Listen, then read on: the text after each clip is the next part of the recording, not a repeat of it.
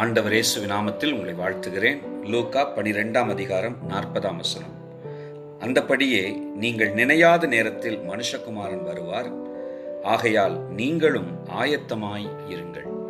மனுஷகுமாரனை சந்திப்பதற்கு என்கிற ஒரு ஆயத்த நிலையை குறித்து இந்த வசனம் பேசுகிறது. நம்முடைய பரிசுத்தம் என்னும் ஆயத்தம், அவர் விரும்புகிற சுபாவங்களிலே, அவர் விரும்புகிற குணாதிசயங்களிலே கனிகள் நிறைந்த வாழ்வாகிய ஒரு ஆயத்தம், அவர் நம் பேரில் வைத்ததான தேவ திட்டத்தை நம்மால் இயன்ற அளவிற்கு வெளிப்படுத்தப்பட்ட வேலைகளை நிறைவேற்றி முடிக்கிற ஒரு ஆயத்தம். ஆம், கர்த்தர் ஆயத்தப்பட்டிருக்க சொல்லியிருக்கிறார். அவர் வருவார், ஆயத்தப்பட்டிருப்போம். கர்த்தர் உங்களை ஆயத்தப்படுத்தி ஆசீர்வதிப்பாராக. Praise the Lord.